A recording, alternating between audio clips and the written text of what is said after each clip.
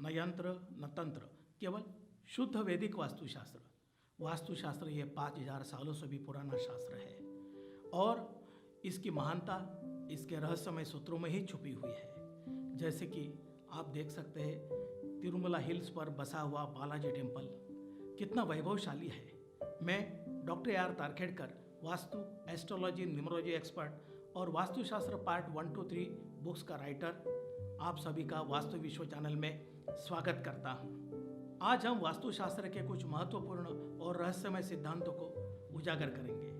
पूर्व काल में नॉर्थ साउथ एक्सिस को देखकर ही नगर रचना तथा ग्राम रचना होती थी, लेकिन अभी वैसा नहीं रहा। सिटी टाउन प्लानिंग के अनुसार जैसी जगह उपलब्ध होती है उस प्रकार सिटी के टाउन प्लानिंग बनते हैं। मुंबई, दिल्ली, कोई भी शहर में आप चले जाइए, आपको एग्जैक्ट नॉर्थ नहीं मिलेगी। नॉर्थ टिल्टेड मिलेगी, घूमी हुई मिलेगी, क्लॉकवाइज या एंटी क्लॉकवाइज। तो ऐसे वास्तु को हम कहते हैं विदिशा वास्तु। दिशा घूम गई है इसलिए उसे कहते हैं विदिशा वास्तु। तो जैसे मैंने वास्तुशास्त्र की प्रैक्टिस शुरू की तो विदिशा वास्तु पर कोई भी लिटरेचर नहीं था और वेदों में भी उसके बारे में कोई जानकारी नहीं थी। तो ऐसे वास्तु का स्टडी कैसे करें, इसलिए मैंने उस पर एक रिसर्च बुक लिखकर वो विषय सिंप्लीफाई किया है और द ओपन इंटरनेशनल यूनिवर्सिटी ने मुझे डॉक्टर ऑफ साइंस की उपाधि देकर सम्मानित भी किया है। तो आज हम सभी रहस्यों को जानेंगे। चलिए शुरू करते हैं। क्या है वास्तु के वो महत्वपूर्ण सिद्धांत? क्या उसमें ऐसे गहरे राज छुपे हैं जो जानकर हम मालामाल हो सकते हैं? क्या हमारे दैनंदिन जीवन पर भी उसका असर होते रहता है? क्या उन सिद्धांतों का ब्रह्मांड से भी कोई नाता है? इन सभी प्रश्नों के उत्तर जानने के लिए इस वीडियो को अंत तक देखिए। आज हम कुछ वास्तु सिद्धांतों को सुलझाएंगे और उन्हें डिकोड भी करेंगे। प्राचीन काल से ऋषि मुनि विशिष्ट भाषा में अर्थात दंत कथा तथा पुराण में वास्तुशास्त्र की रचना करते गए और वेद का अभ्यास करने वाले पंडित लोग ही उन्हें जान सकते थे। आपके लिए हमने उसे डिकोड करके लाया है। तो वास्तुशास्त्र यह वास्तु पुरुष मंडल और दिशाओं पर आधारित शास्त्र है। प्रत्येक वास्तु में एक वास्तुमंडल होता है और उस वास्तु लंबाई चौड़ाई के समान 9 भाग करने के बाद में जो भी 81 पार्ट्स बनते हैं उन्हें हम कहते हैं वास्तु पुरुष मंडल। और इस वास्तु पुरुष मंडल में वो जो 81 पार्ट्स होते हैं वो अलग अलग प्रकार के एनर्जी जोन्स होते हैं, एनर्जी सेक्टर्स होते हैं। उनमें देव भी होते हैं और दानव भी होते हैं, अर्थात देव और असुर। तो कुल मिलाकर उसमें 45 प्रकार की शक्तियाँ होती है। उनमें 33 प्रकार के देव होते हैं और बाकी असुर होते हैं। ये वास्तुशास्त्र प्रकृति और पुरुष पर बना है। पुरुष जो स्थिर है, निश्चित है, वो कभी बदलता नहीं है और प्रकृति वेरिएबल है, वो हमेशा बदलती रहती है।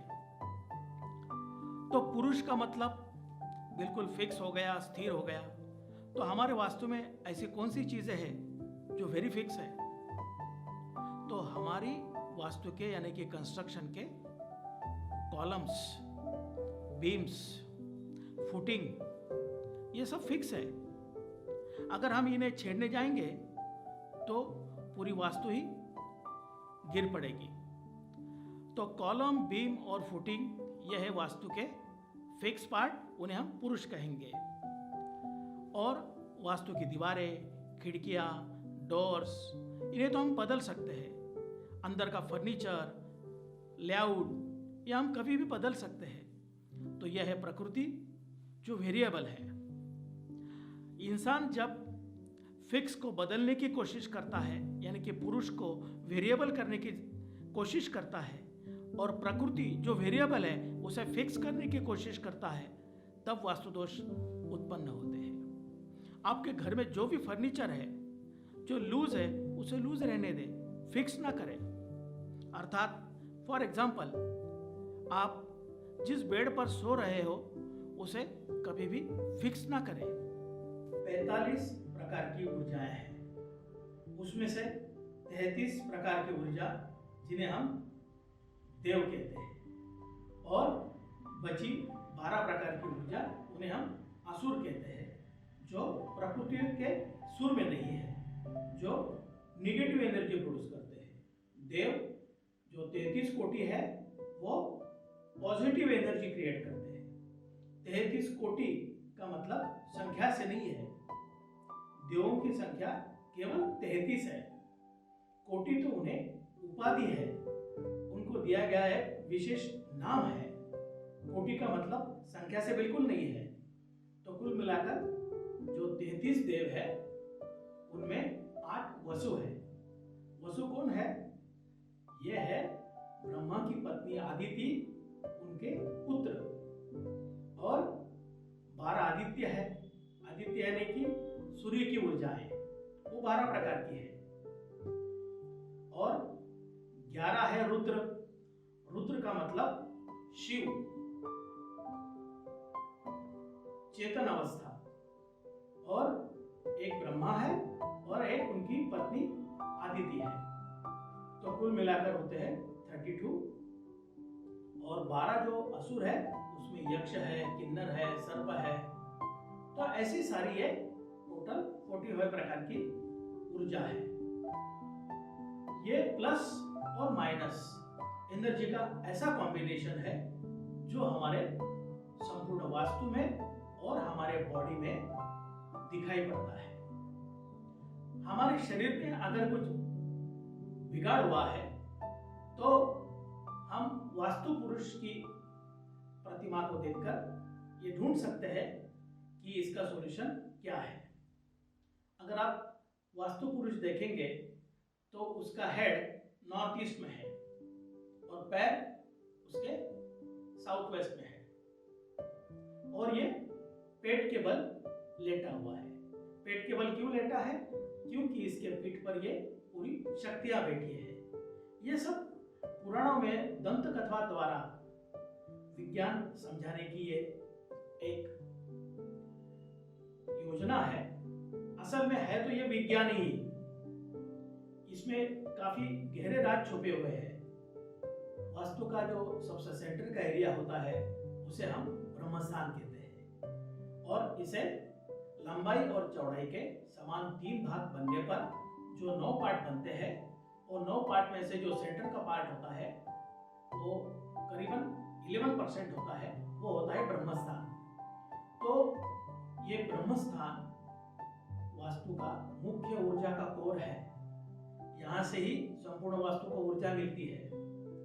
अगर इसमें ही वास्तु दोष है तो फिर वो वास्तु में रहने वाले सुखी कैसे रह सकते हैं? पहले जमाने में इस कोर्टयार्ड को, या अर्थात ये ब्रह्मस्थान को कोर्टयार्ड के रूप में फ्री छोड़ा जाता था और आजू बाजू में कंस्ट्रक्शन होता था। ब्रह्मस्थान खाली छोड़ दिया जाता था। जो ब्रह्मस्थान खाली छोड़ते हैं और उसे कवर नहीं करते तो वो भी वास्तु दोष होता है। ब्रह्मस्थान हमेशा कवर्ड चाहिए, ना कि ओपन टू स्काई।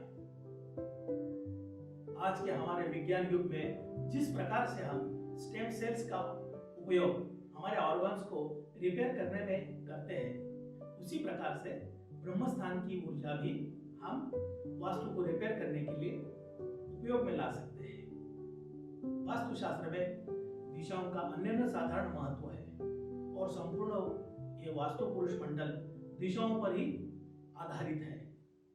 तो ये 81 टाइप्स ऑफ एनर्जी कौन सी दिशा में शुभ है, कौन सी दिशा में अशुभ है, इनका एक निश्चित वर्णन शास्त्र में दिया है। तो उसी प्रकार से उस दिशा में कर्म घटित होने चाहिए।